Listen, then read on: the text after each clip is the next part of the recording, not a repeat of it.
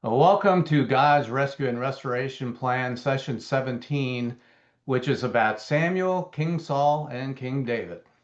A lot to talk about today. So, these are the three men that we've been looking at, and today we're going to be looking at this group of three whose lives interacted and overlapped in significant ways. We'll be looking at it from the perspective of David and how he fits into this from his perspective. But before we do that, I do want to always come back to the context of this teaching series and what it's about. It's really about God's rescue and restoration plan. That was our focus. We're going through a lot of biblical history to get there, but it's really about his plan. And that's what we want to remember. And particularly the requirements for fulfilling that plan. It's one thing to have a goal, it's one plan to have an objective, it's another plan to do the work that's necessary to make it happen. So what are the requirements for fulfillment of that plan? First and foremost, the Messiah has to come. If the Messiah comes, it doesn't work.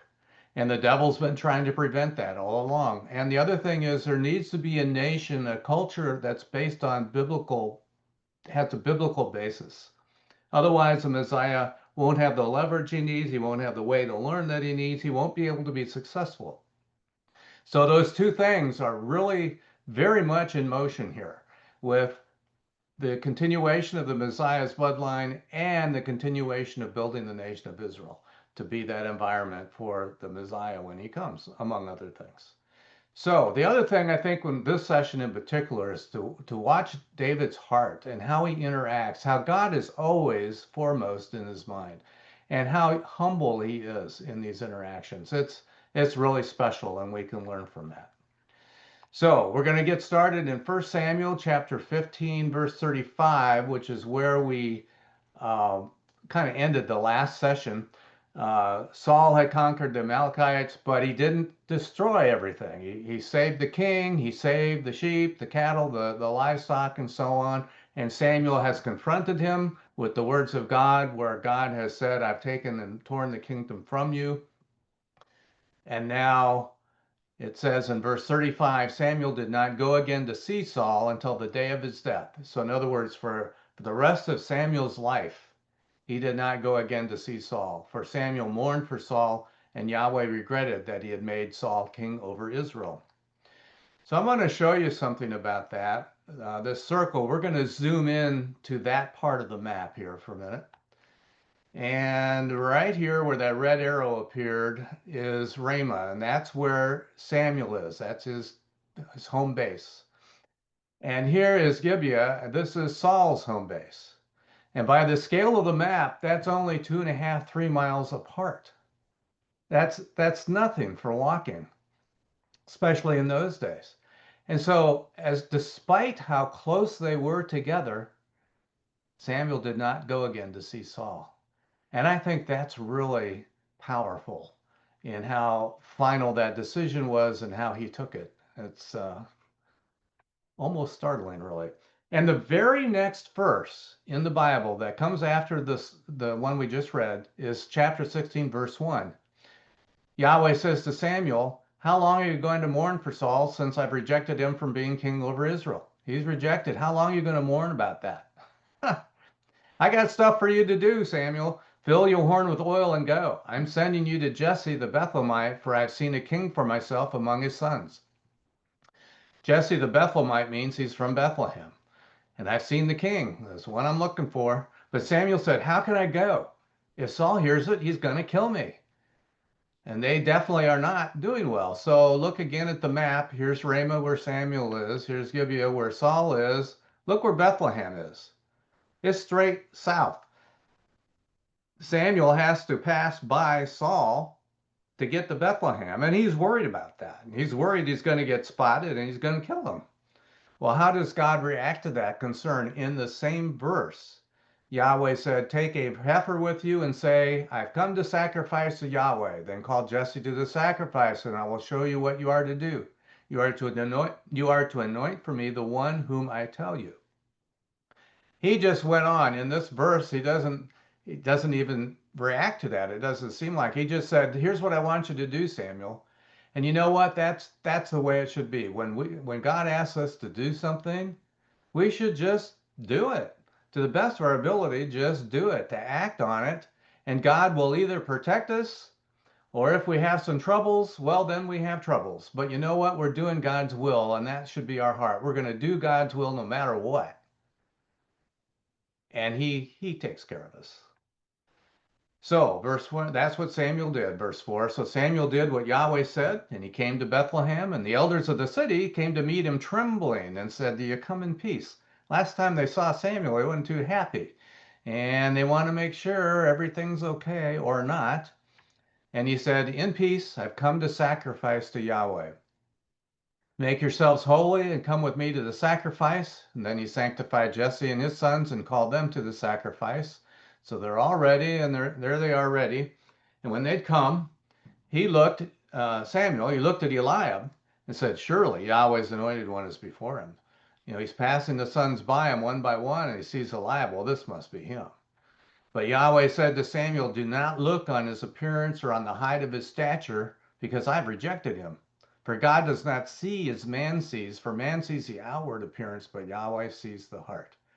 We see the physical appearance, the physical attributes of people, but Yahweh looks at the inside, as we say. He sees the heart, and that's what counts with God. Well, he's rejected. Then Jesse called Abinadab, made him pass before Samuel, and he said, Yahweh's not chosen this one either. Then Jesse made Shammah pass by, and he said, Yahweh's not chosen this one either. And Jesse made 7 of his sons pass before Samuel, and Samuel said to Jesse, Yahweh's not chosen these. Now, think about that. If God had told you, put yourself in Samuel's shoes, and God's told you, pick one of the sons. I'm going to show you. I'm going to pick one of the sons. But apparently they've all passed by you, and he hasn't picked any of them. How confident would you be in yourself that you received revelation, you heard God right, this was all correct, or did I miss something along the way? He's saying he hasn't picked any of them. How confident would you be? Well, Samuel knew that he was missing something, and he was puzzling over it. And he says to Jesse, are these all the boys you have? There must, that's a logical question. If it's not one of these 7, then there must be another one somewhere, even though he's asked for all of them. And he said, well, there is still the youngest, but behold, he's shepherding the flock. Well, go get him. He said to Jesse, send and get him, for we will not sit down to eat until he comes here. So he sent and brought him. Now he was ruddy, with beautiful eyes and of good appearance. But is that why God picked him? No, it's not because of his outward appearance. It's okay to look good and to have beautiful eyes and to be wonderful. That's perfectly fine, but that isn't how you get picked. Yahweh said, arise, anoint him, for this is he. This is the one.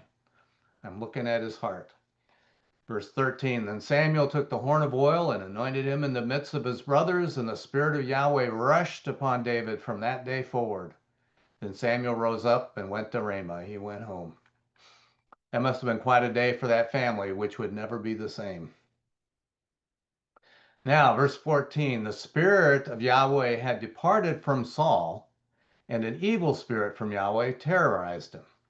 Well, how can God, who is all good, has no darkness in him, how could God give an evil spirit to somebody?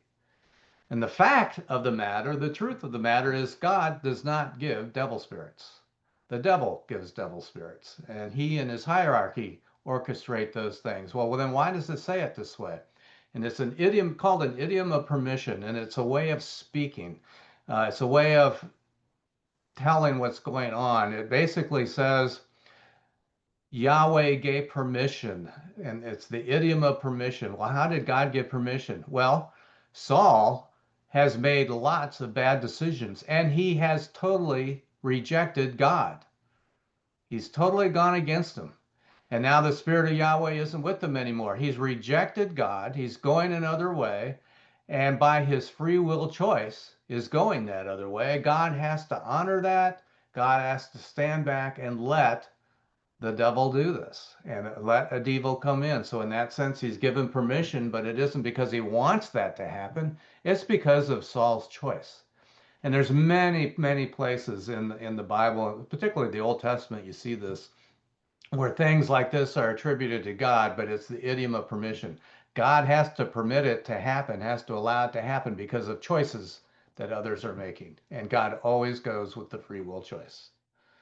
So, verse 15, Saul's servant said to him, "See now, an evil spirit from God is terrorizing you. Let our Lord now command your servants who are before you to seek out a man who's a skillful player on the harp. And when an evil spirit from God is on you, then he can play it with his hand and it will be good for you."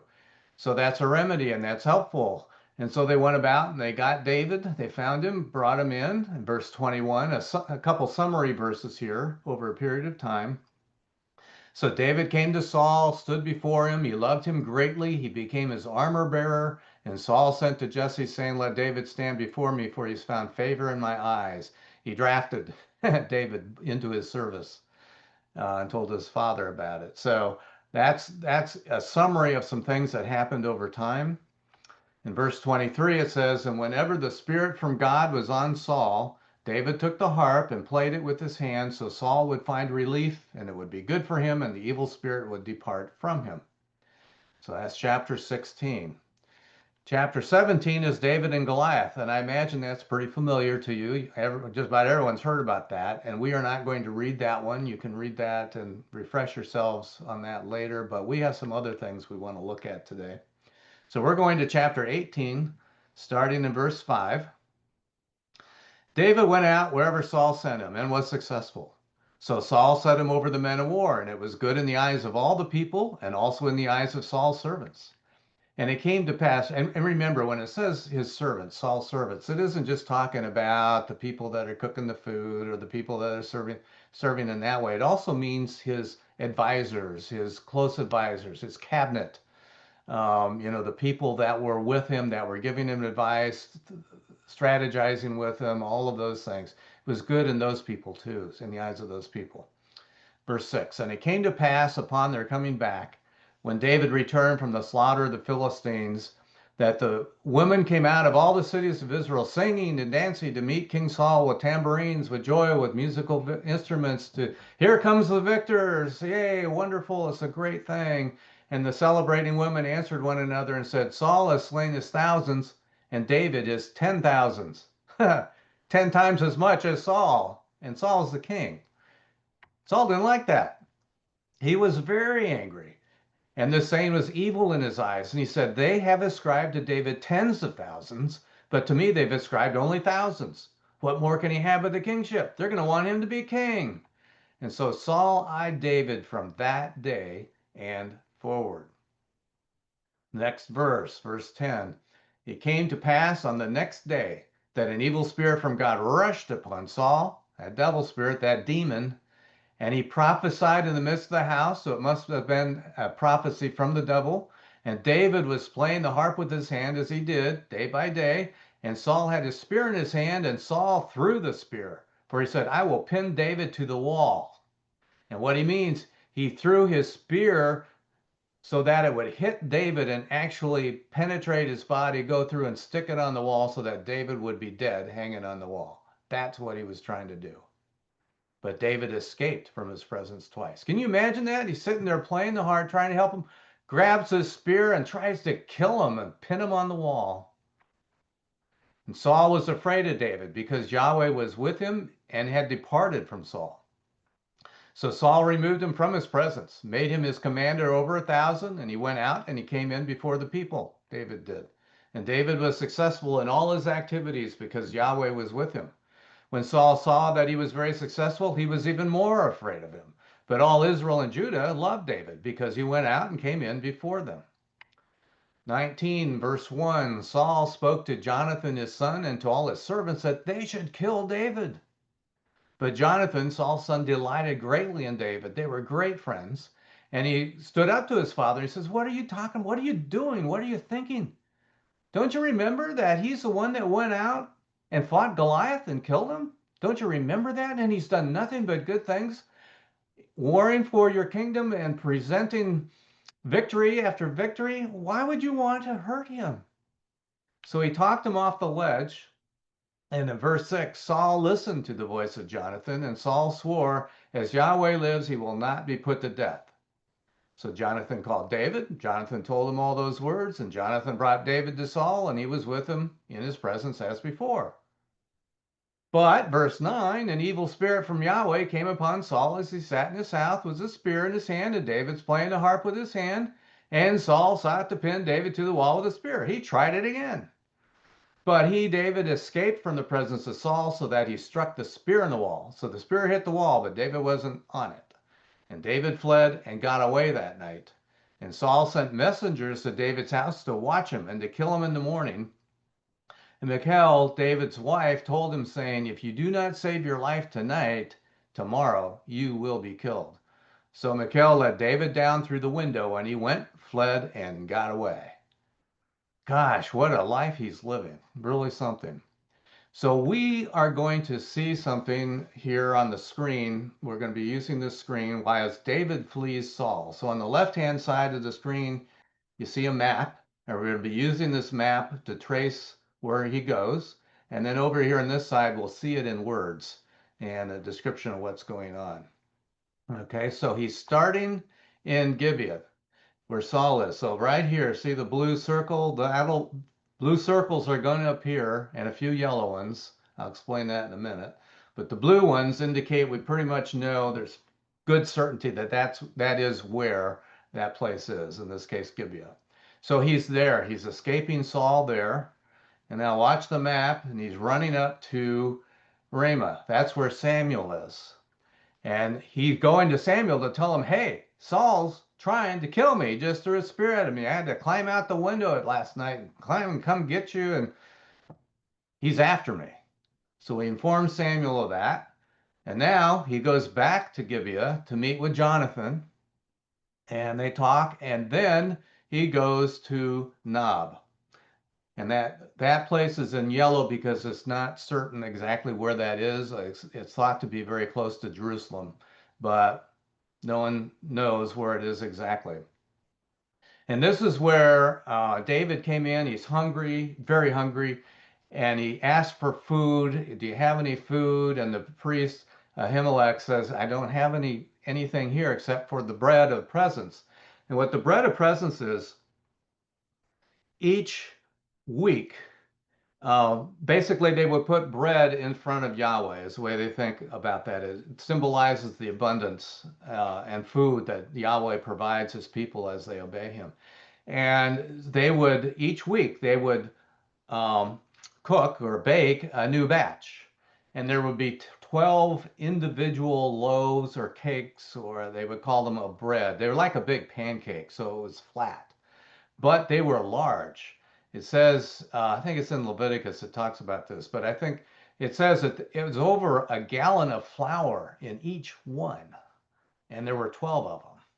And they would have two stacks of them, stack of six, another stack of six. And so each, at the end of the week, they'd bake the new batch, and then the new batch would be put in place on the Sabbath day. And then the old batch would be removed, and that's the old bread. And the old batch is what the priests would eat. And that's what they're talking about. He provided them the bread of the presence. It's talking about that batch that now is the old one, the replaced one, not the new bread, but the older one. And now that's going to be provided to David, so he'll have some food. And additionally, David doesn't have an army, doesn't have a sword. So he asks about that. Well, it turns out he has Goliath's sword. David said, well, that was a good sword, so we'll take that. And there's a man there named Doeg who sees this happen. He's the chief of the shepherds for Saul. And so he's there, he sees what happens. Okay, so next, David hightails it and gets over to Gath, which is in the land of the Philistines. And he's looking for shelter from Achish, but the people there know it's David. And that's the one that they're saying, gee, he's 10,000 to Saul's 1,000. So they know about that. And they, well, why is he here? And they're not very confident about him. So he sees that, and that's a problem. So he pretends like he's a crazy person, like he's insane. And he drools and he writes stuff on the gates, and he just walks around like a crazy person. And that's noticed. And King Achish says, You know what, guys? I've got plenty of crazy people already. I don't need another one, so get him out of here. So he did not accept him, and off he went. And I saw a note that said that he wrote Psalm 56 and 34 at this time in Gad. So if you read those Psalms in that context, it's kind of an interesting read. And then also Psalm 57, Adullam, which is the next stop. There's a cave there, and he spent some time there. After that, he goes to Moab. And this really, it isn't for himself, but it was to put, to get a safe place for his mother and father, it says. And this is the original home of great grandmother Ruth in Moab. She was a Moabite. And so he introduces them to the king, and they save or they have a safe place to stay while he's at the stronghold, which is his next step, which is here. Again, we don't know exactly which one or where it was. That area, there's a lot of geological formation, structure, rocks, whatever that would be helpful or easily defensible. And so there's places like that. No one seems to know exactly where, so, but it's in that area. But Prophet Gad found him and said, and warned him, says, you need to leave here and go into the land of Judah. So here he goes into the forest of Hereth. And again, where exactly in that forest, don't know, but it's in that general area. And while here, this is when Saul hears about what happened at Nob, because he's asking anyone know where David is, what he's doing, and Doeg happens to be there. And he says, well, I was at Nob and all this happened, and he recounts it. And he says, well, gee, get those guys here. He brings in them, and then he has Doeg kill 85 priests of Nob, including Ahimelech. He kills them. And then he sends them to Nob and kills them out. He just wipes out the whole town, the whole place of Nob, with women, children, everything. He just wipes them out. And that's Saul. That's how evil he has become. And he's still chasing David. Next, he goes up to Kilial because they were having problems with the Philistines. He goes up there to help them. Saul hears about that. So Saul starts to pursue him with some good intelligence about where he is. So now he's on the road and trying to find him. So David goes to the wilderness as if hiding in various places from Saul, who it says sought him every day. Can you imagine living like that? Every day he's looking for you, and he's the king. So then he goes to Engedi, which is an oasis along the cliffs of the western side of the Dead Sea. It's a place that we went to on the Bible Land tour a couple years ago. So I have some pictures. And here we are looking backwards as we are hiking up here and looking back, and the water that you see in the background, that's the Dead Sea. It's a part of it, a small part of it. Looking through this canyon, looking out to the Dead Sea. And now you turn around and look, and here it's very rocky, very rugged. There's caves scattered around. See this yellow arrow here is pointing at a couple hikers there. They are on the path ahead of us, I think. And so you can kind of see the scale of it. And there's also there's a place with water. We got to this place where this wonderful waterfall and a pool underneath it, and it was really a beautiful place. Uh, so it's very rocky, but it has water, and that's what you would need, obviously, to survive. So we're going to read about what happened here in Samuel 24, 1 Samuel 24, verse 1. Really see the heart of David. It came to pass when Saul returned from following the Philistines that it was told to him, saying, behold, David's in the wilderness of En-gedi. Then Saul took 3,000 chosen men out of all Israel, went to seek David and his men on the face of the cliffs of the wild goats.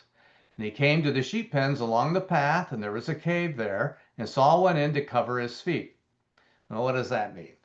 To cover his feet is their way of saying he's going to the bathroom.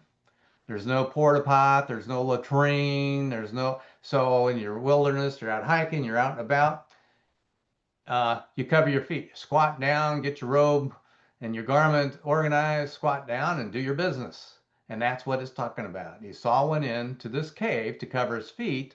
Turns out that's the one that David was hiding in. Of all the caves he could pick, he picks the one that David's in.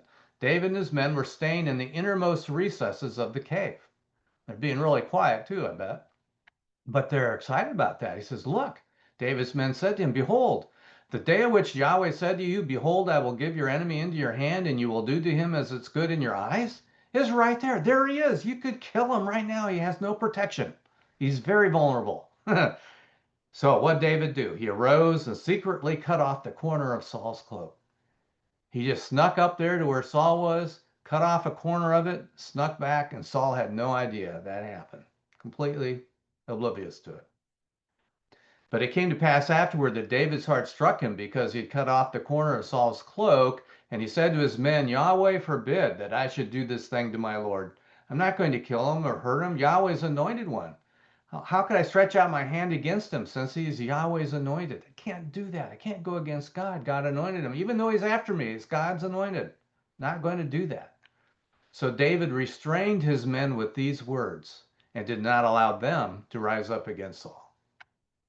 Then Saul rose up out of the cave and went on down the path. There he goes. And David rose up afterwards, and he went out of the cave and called out after Saul, saying, Hey, king, my lord the king. And when Saul looked behind him, David kneeled and bowed down with his face to the earth. And David said to Saul, Why do you listen to men's words, saying, Behold, David's seeking to do you harm? Why do you keep listening to them that they're saying that? Behold, this day your eyes have seen that Yahweh hath given you into my hand today in the cave. You just came out of the cave that I'm standing in front of, and I was in there. He delivered you today in the cave. Some urged me to kill you, but I had compassion on you, and I said, I will not stretch out my hand against my Lord, for he is Yahweh's anointed one. Moreover, my father, see. Indeed, see the corner of your cloak in my hand. Hey, look at your cloak. You missing something? Like the corner? Well, here it is. I've got it here. And you know, by the fact that I cut off the corner of your cloak, but did not kill you, know and see that there is neither evil nor disobedience in my hand. I have not sinned against you, though you hunt my life to take it. I've done nothing to you but good.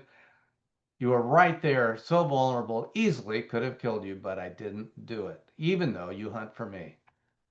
May Yahweh judge between me and you, and may Yahweh avenge me against you, but my hand will not be upon you. That's God's business to do, not mine. And that's got to be our attitude too as we live our lives. It's about God. People will disappoint us. People may harm us. People may do bad things against us, lie about us, cheat us, or whatever. But you know what? God will judge them. He'll take care of all of that. We live life the way God wants us to, do the things God wants us to do, focus the way he wants us to, and let God take care of the rest. Verse 13, as the proverb of the ancient says, from the wicked comes out wickedness, so my hand will not be upon you. And whom has the king of Israel come out? Who are you chasing? After whom are you pursuing? A dead dog? After a flea? I'm a human being. I'm not a dead dog or a flea. May Yahweh be the judge and pass judgment between me and you, and see and plead my cause, and judge to deliver me out of your hand. And when David had finished speaking these words to Saul, Saul said, Is this your voice, my son David? And Saul lifted up his voice and wept. And he said to David, You are more righteous than I, for you have done good to me, whereas I have done evil to you. You've told me this day how you have dealt well with me, how Yahweh gave me over into your hand, yet you did not kill me. For if a man finds his enemy, will he let him go away unharmed? No, but you did. So may Yahweh reward you good in return for what you have done to me this day. Now behold, I know that you will be king, yes, be king, and that the kingdom of Israel will be established in your hand. So now swear to me by Yahweh that you will not cut off my seed after me, and that you will not destroy my name from my father's house. Don't wipe me out. Don't wipe out my family. And David swore to Saul, so Saul went to his house. But David and his men went up to the stronghold. Wise move on his part. So, back to the map. Where does he go next? He goes up to Ramah because Samuel dies. That's the next thing that happens. Samuel dies, and it says all of Israel came to mourn him and to respect him. And certainly Samuel and David had an important relationship. And David would have honored that. And up to Ramah he goes. and people are mourning there, lots of people there. But as soon as it's over, he gets out of Dodge. He heads south, wilderness of Paran, far away from Saul, because now Samuel's gone too. And again, it isn't known exactly where he went. The peninsula of Sinai has a place and a region really called the wilderness of Paran, so perhaps that's where it was. There's other people who say, well, there's also another place here somewhere that was that, and it wasn't that far away, but the point is he went a long ways. I chose this part of the map because it's as far south as I could go on the map to show he got away from it all and headed out. But he came back and came to Maon and Carmel. So he is, as this is happening, he's accumulating people, valiant men, soldiers, people who are very strong and powerful warriors and so on, are coming from different places, and he's gathering this group that they're following him, and so his group is getting larger and larger as time goes on here. And he goes to this area, and they are camped in this area around Carmel. And there's a guy by the name of Nabal there who's very wealthy, has sheep and property and whatnot. And so he has shepherds out in the area grazing and so on. And David and his men are protecting them. They just show up and they are there, and so they protect them. And it even says the one of the shepherds, I believe it was, that said they were like a wall around us and protection, and we lost nothing. We never lost anything because they were protecting us. So they were wonderful and great. So this has been happening for a while, and David needs some help and goes to Nabal or sends some messengers to Nabal to request some. And Nabal says no in a very unrespectful way. It's kind of a nasty confrontation. So David is reacting to that when he finds out about that. Hey guys, sap on your knives and swords because we're going in to fix this. But Abigail, which is Nabal's wife, comes out and intercedes and saves the situation and is very respectful for David and calms things down. And then after a bit, Nabal dies, and then Abigail becomes the wife of David. So you can read about that yourselves. It's quite a record. But that's where that happens and when it happens. But back to the wilderness as if he goes, Saul's still after him, despite all these interactions. This is happening. So in this one, Saul is after him. And Saul is camped out with his army, with his men. It's at night. They have the watches set and so on. And it's in the area where David is. David sneaks in, takes Saul's spear and water jug, and sneaks it out. No one sees him. He gets out of there. And then the next morning, gets up on the mountain outside the camp and hollers down. He says, "Hey, Saul, are you missing anything? Here's your spear. Here's your water jar. They were right next to you, weren't they? I came and I got him and I got out. Again, I didn't harm you." He really confronts him again. And that's where this happens in the wilderness of Ziph. From there, he goes back to Gath. And this time, he's accepted by King Achish because now everybody knows Saul is enemies. David and Saul are enemies. Saul's chasing him, trying to kill him. Everybody knows it. So now David is kind of on their side, is the way they're looking at it. And he accepts him. He cuts in his good graces. He becomes trusted, and he gives him a city. The city of Ziklag, which is down here. And there he is. Ziklag is there, and this is where David learns of the death of Saul and his sons. So this is where he is when that happens. He was actually in the Philistine army that was marching up to where Saul was for battle, and he was going to be a participant in that battle, but the Philistine soldiers came to the king and said, "Hey, this is not a good idea for him to be here because he might side with Saul and attack us. So I don't think he should be here. You should send him home." So that's what's happened. He was sent home. Turns out he had some other things going on that he needed to deal with there anyway. But When the dust settles, David learns of the death of Saul and his sons here at Ziklag. And in chapter 2, verse 1, when he hears this, David took hold of his clothes and tore them. And likewise did all the men who were with him. They're mourning, they're distraught, and they mourned and wept and fasted until evening for Saul, for Jonathan his son, for the people of Yahweh, and for the house of Israel, because they had fallen by the sword. Horrible turn of events. And even though Saul has been after him and after him and after him, mourned and wept for him, as well as for his son, as well as for Yahweh's, the people of Yahweh, and so on. So chapter 2, verse 1, the king is gone. Saul is dead. David is the anointed one to be the king. So what should I do? Seems like I should do something. Should I go up? So he inquires of Yahweh, saying, should I go up into one of the cities of Judah? And Yahweh said to him, go up. Yeah, do that. And David said, well, which one? Where should I go? And he says, to Hebron. Okay. So David went up there, and his two wives also, Ahinoam the Jezreelitess, and Abigail, the wife of Nabal the Carmelite. And David brought up his men who were with him, each man with his household, and they lived in the cities of Hebron. And the men of Judah came, and there they anointed David king over the house of Judah. They made him their king, the house of Judah. So, on the other hand, verse 8, Abner, the son of Ner, commander of Saul's army, Saul's dead, but now he's doing some things. He's taken Ishbosheth, the son of Saul, and brought him over the Jordan to Mahanaim, and made him king over Gilead, and over the Asherites, and over Jezreel, and over Ephraim, and over Benjamin, and over all Israel. He set him up as king of everything else. That's what Abner did with the son of Saul, Ishbosheth. So, civil war.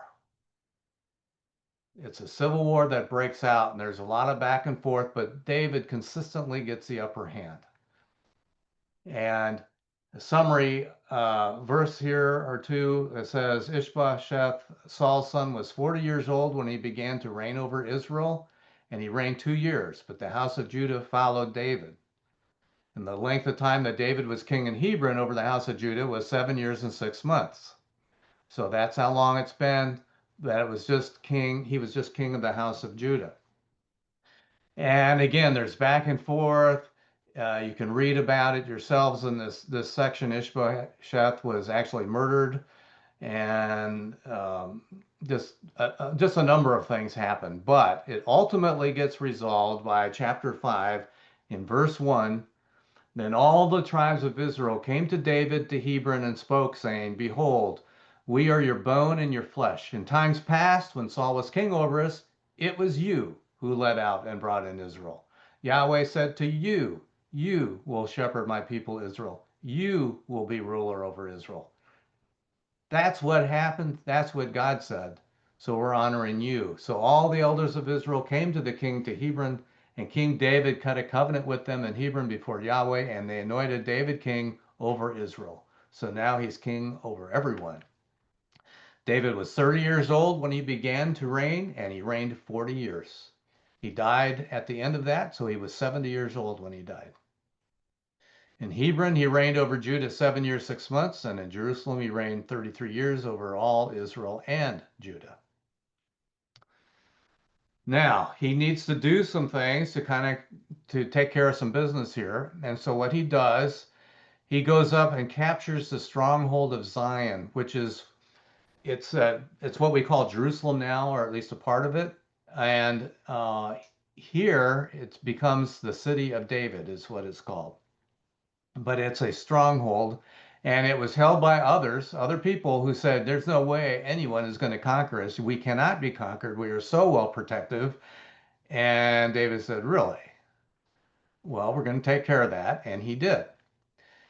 And so he went up to Jerusalem. He conquered it. And in verse 9, David lived in the stronghold and called it the city of David.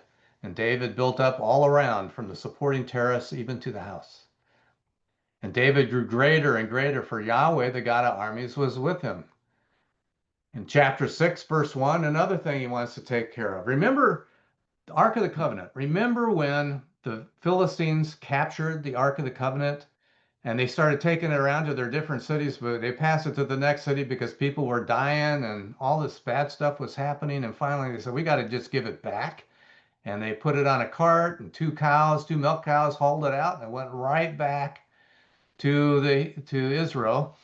And then the ark, ultimately, they put it in this place, Kiriath Jearim, Kiriath Jearim, right here, this little dot. Well, I'm doing it on my screen. I need to do over here, don't I? Kiriath Jearim, right here. That's the spot. And that Ark of the Covenant has been there ever since. Saul never went to it. Yeah, he didn't pay attention to it. David says, hey, we got to get this to the right place. So verse 2, David rose up and he went with him to Baal. That's just another name for that place, Baal of Judah, to bring up from there the ark of God that's called by the name of Yahweh of armies, who sits enthroned between the cherubim. So there's the arrow in the circle going over there. That's what he's doing. He's going to get it. But they had some problems.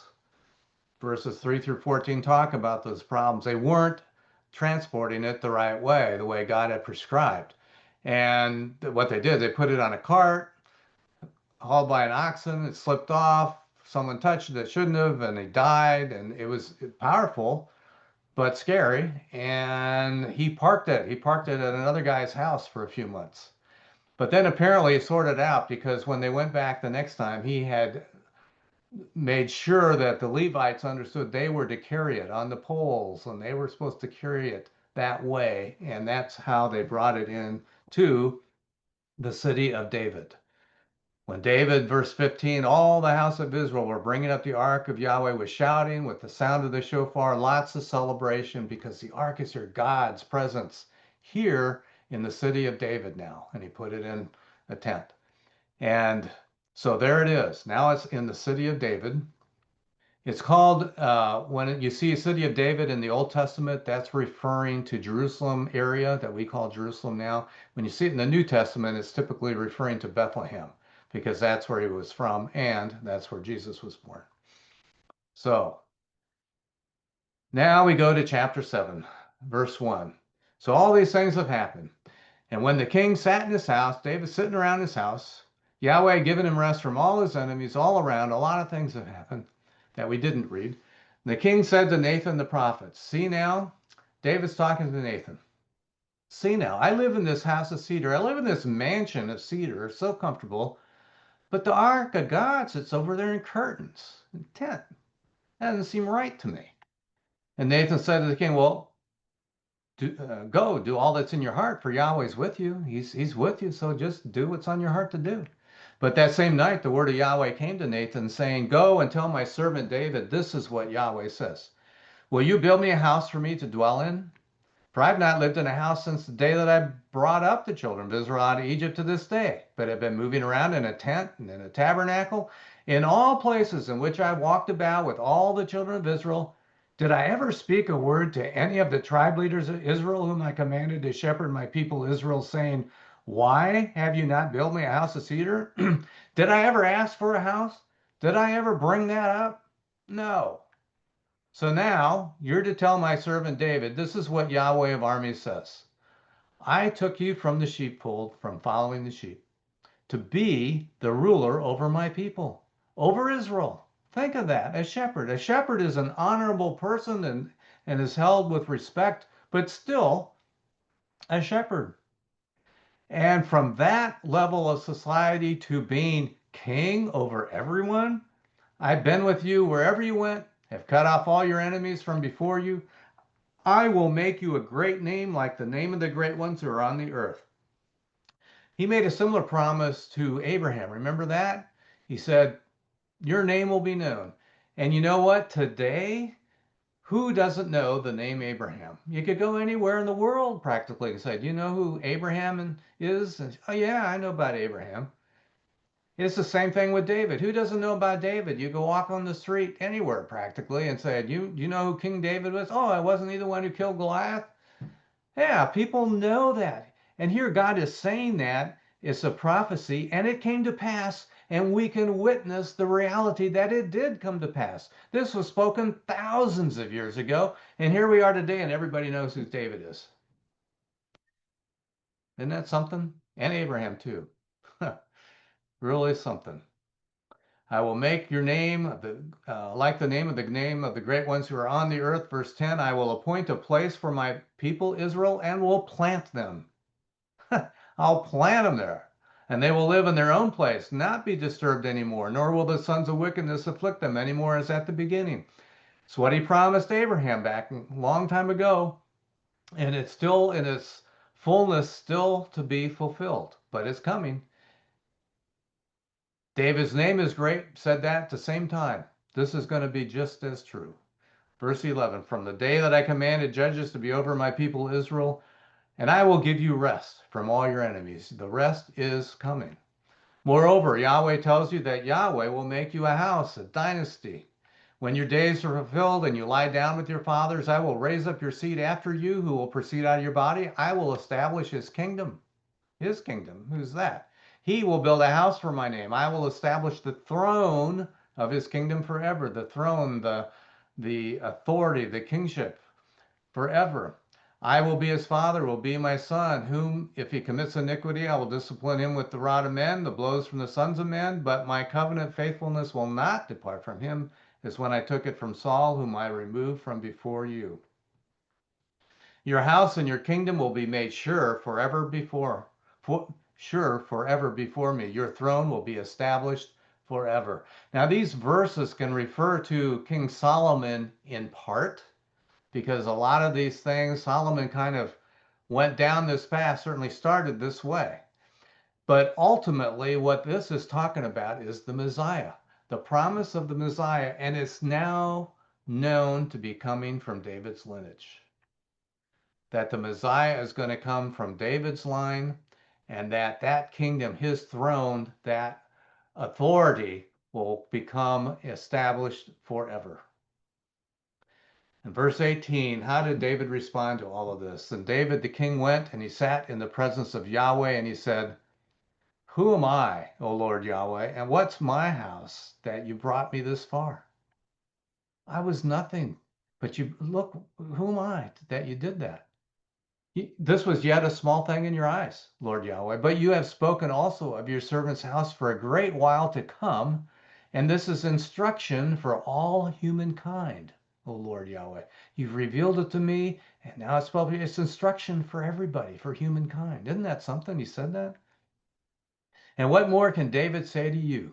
For you know your servant, or Lord Yahweh. You know me better than I know me. So what can I say to you about me? You know it. For the sake of your word and in accord with your own heart, you have worked all this greatness to make it known to your servant. Therefore, you are great, O Yahweh God, for there's none like you, nor is there any God other than you, just as we have always heard with our ears. We've always been hearing that, and you know what? It's true. You ever felt like that? Yeah, I knew this was true, and now I've experienced it, and it's true. It really is. Or I see it in the Word. It's really true. It really is.